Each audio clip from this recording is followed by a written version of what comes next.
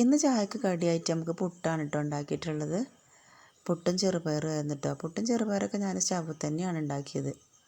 പിന്നെ ഞാനും ചായ കുടിയും കാര്യങ്ങളൊക്കെ കഴിഞ്ഞു. മോളെ സ്കൂളിലേക്ക് ഒരുക്കി വിടലൊക്കെ കഴിഞ്ഞ് വന്ന ശേഷമാണ് ചോറിനുള്ള വെള്ളമൊക്കെ വെക്കുന്നത്. അപ്പോൾ ആദ്യം ഇതാ നമ്മൾ അടുപ്പൊക്കെ ഒന്ന് തുടച്ച് വൃത്തിയാക്കി എടുക്കുകയാണ് കേട്ടോ. അതിന് ശേഷം നമ്മൾ തീയൊക്കെ കത്തിച്ചു കുടിവെള്ളം ചോറിനുള്ള വെള്ളമൊക്കെ വെക്കാൻ നോക്കുകയാണ്. കുടിവെള്ളമൊക്കെ തലേ ദിവസത്തെ ഉണ്ടെന്നുണ്ടെങ്കിൽ ആർക്കും വെള്ളമൊന്നും വേണ്ടി വരില്ല. അഥവാ ഒരു തുള്ളി വെള്ളം ഇല്ല എന്നാണെങ്കിലോ അന്ന് എല്ലാവർക്കും വെള്ളം വേണം. വെള്ളം ഉണ്ടോ എന്ന് വെച്ചുകൊണ്ടിരിക്കും എല്ലാവരും. അപ്പോൾ ഇന്നിപ്പോൾ ഏതായാലും രാത്രിയത്തെ വെള്ളം ഇല്ലാത്തതുകൊണ്ട് ഞാൻ വേഗം ആദ്യം കുടിവെള്ളമാണ് വെച്ചിട്ടുള്ളത്. പിന്നെ ഇതാ കുറേ പാത്രങ്ങൾ കഴുകാനുണ്ടായിരുന്നു. റാക്കിലുള്ള സകല പാത്രങ്ങൾ ഞാൻ താഴേക്ക് വലിച്ചിട്ടിട്ടുണ്ട്. എന്നാൽ പിന്നെ ഒന്നാകെ അങ്ങോട്ട് കഴുകി വൃത്തിയാക്കി വയ്ക്കാമല്ലോ എന്ന് കരുതിയിട്ടാണ് അങ്ങനെ ചെയ്തത്. അങ്ങനെ ഇതാ നമ്മൾ റാക്കും കാര്യങ്ങളൊക്കെ ഒന്ന് ഒതുക്കി വൃത്തിയാക്കി വെച്ചിട്ടുണ്ട്. റാക്ക് മാത്രമേ ഒതുക്കിയിട്ടുള്ളൂ കേട്ടോ. താഴെ റൂമോ കാര്യങ്ങളോ ഒന്നും അടിച്ച് തുടച്ച് വൃത്തിയാക്കിയിട്ടില്ല. ആദ്യം അടുക്കള ഇങ്ങോട്ട് ക്ലീനാക്കി കിട്ടിയാൽ പിന്നെ ഒരു സമാധാനമാണ് കേട്ടോ.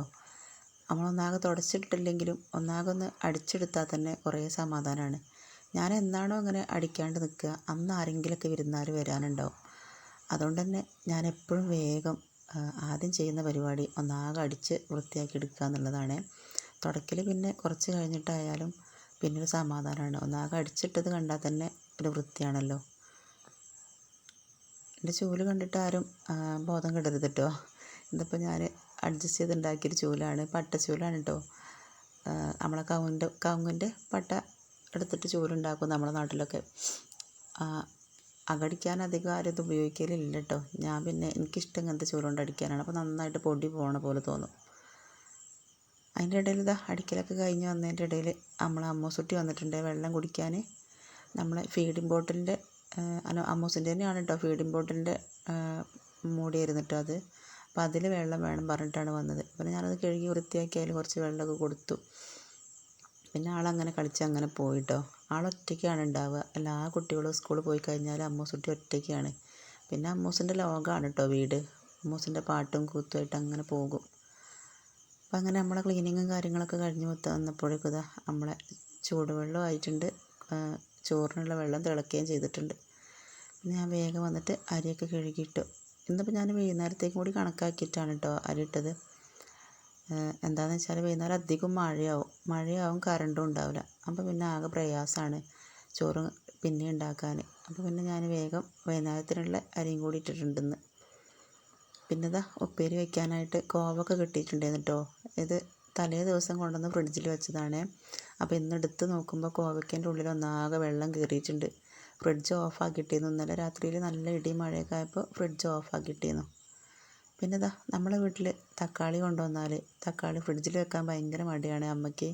അമ്മയും അച്ഛനും ഫ്രിഡ്ജിൽ തക്കാളി വെക്കാൻ സമ്മതിക്കില്ല. അമ്മേനോട് ആരോ പറഞ്ഞതാണ് തക്കാളി ഫ്രിഡ്ജിൽ വെച്ചാൽ ഒരു ടേസ്റ്റ് കിട്ടില്ല കറിക്കൊന്നും ആരോ പറഞ്ഞതാണ്. അത് കേട്ട ശേഷം അമ്മ കിട്ടിയ തക്കാളിയൊക്കെ പുറത്താണ് കേട്ടോ വയ്ക്കുക. അതുകൊണ്ട് തന്നെ കുറേ തക്കാളി കേടായിപ്പോയി. ഒന്നാകെ തിങ്ങി നിറഞ്ഞ് നിന്നിട്ടാണ് തോന്നുന്നു, അട്ടിക്ക് കിടന്നിട്ട് എന്താണാവോ. ഏതായാലും തക്കാളിയൊക്കെ കേടായിട്ടുണ്ട്. പിന്നെ ഞാനിതാ സ്റ്റോർ റൂമിൽ നിന്ന് തക്കാളിയൊക്കെ എടുത്ത് കൊണ്ടുവന്ന് കഴുകി വൃത്തിയാക്കി ഞാൻ ഫ്രിഡ്ജിൽ വെക്കാൻ കേട്ടോ. ചിലപ്പോൾ അമ്മ കണ്ടാൽ പുറത്തേക്ക് തന്നെ എടുത്ത് വയ്ക്കും. എന്നാലും എൻ്റെ ഉള്ളിൽ നിന്നോട്ടെ നിർത്തിയിട്ട് ഞാൻ അവിടേക്ക് തന്നെ വെച്ചതാണ്. പിന്നെ ഇതാ നമ്മളെ കോവക്ക കണ്ടോ, ആകെ മരം പോലെ നിൽക്കുന്നുണ്ട്. ആകെ വെള്ളം കുടിച്ച് ഐസായിട്ടുണ്ടായിരുന്നു കോവക്ക. ഞാൻ കുറച്ച് നേരം വെള്ളത്തിലൊക്കെ ഇട്ട് വെച്ച ശേഷമാണ് കേട്ടോ അരിയണത്. എനിക്ക് ഭയങ്കര ഇഷ്ടമാണ് കേട്ടോ കോവക്ക. ഞാൻ ഗർഭിണിയായ സമയത്ത് അമ്മൂസൂട്ടീനെ ഗർഭിണിയായിരുന്ന സമയത്ത് കോവക്ക നന്നായിട്ട് കഴിച്ചിട്ടുണ്ടായിരുന്നു. ആ സമയത്ത് എനിക്ക് വെറുപ്പായിരുന്നു ഇത് കഴിക്കാനായിട്ട്. ഷുഗർ കുറയുമെന്ന് പറഞ്ഞിട്ടാണ് കേട്ടോ ഇത് ഞാൻ അന്ന് കഴിച്ചുകൊണ്ടിരുന്നത്. അമ്മൂസൂട്ടീനെയും അനുമോളെയും ഗർഭിണിയായ സമയത്തേക്ക് 2 സമയത്തേക്ക് നന്നായിട്ട് ഷുഗർ ഉണ്ടായിരുന്നു. ഏതായാലും ഇപ്പോൾ കുറേ കാലത്തിന് ശേഷമാണ് കോവക്ക കിട്ടുന്നത്. അപ്പോൾ അങ്ങനെ അതങ്ങോട്ട് ഉപ്പേരി ഉണ്ടാക്കാമെന്ന് കരുതി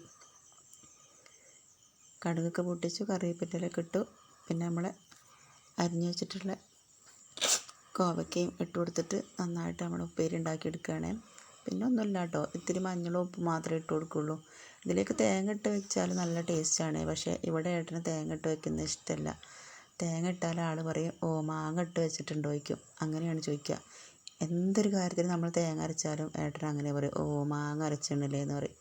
അപ്പോൾ ഏട്ടന് തേങ്ങ വിരോധി ആയതുകൊണ്ട് നമുക്ക് ഇഷ്ടമുള്ള കാര്യങ്ങളിലൊന്നും തേങ്ങ ഇടലില്ല കേട്ടോ. അങ്ങനെ ഉപ്പേരി അരിയലും കാര്യങ്ങളൊക്കെ കഴിഞ്ഞ് വന്നപ്പോഴത്തേക്ക് നമ്മൾ ചോറും ആയി കിട്ടിയിട്ടുണ്ട്.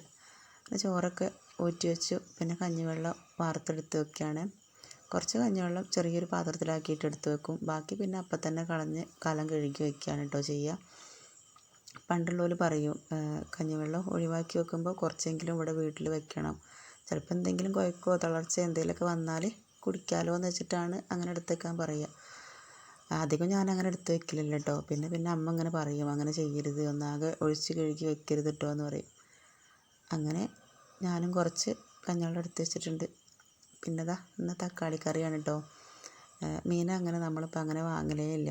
ചിക്കൻ പിന്നെ എന്നും വാങ്ങും. രാത്രിയിലാണ് കേട്ടോ വാങ്ങുക. വൈകുന്നേരത്തിന് കണക്കാക്കിയിട്ടാണ് നമ്മൾ വാങ്ങുക. അധികം ചപ്പാത്തിയോ ഉപ്പുമാവോ ഒക്കെ ആവും രാത്രിയിൽ ഉണ്ടാക്കുക. അപ്പോൾ പിന്നെ അതിലേക്ക് കണക്കാക്കിയിട്ടാണ് നമ്മൾ ചിക്കൻ വാങ്ങുക. മഞ്ഞൾപ്പൊടി ഉണ്ട്, മുളകും പൊടിയൊന്നും ഇല്ല, ഒക്കെ തീർന്നിട്ടുണ്ട്. ഒക്കെ വാങ്ങിയിട്ട് വേണം. അങ്ങനെ നമ്മളെ തക്കാളിക്കറി അങ്ങനെ ഇത്തിരി മഞ്ഞൾപ്പൊടിയും മുളകും പൊടിയൊക്കെ ഇട്ടിട്ട് തക്കാളിക്കറി ഉണ്ടാക്കിയിട്ടുണ്ട്.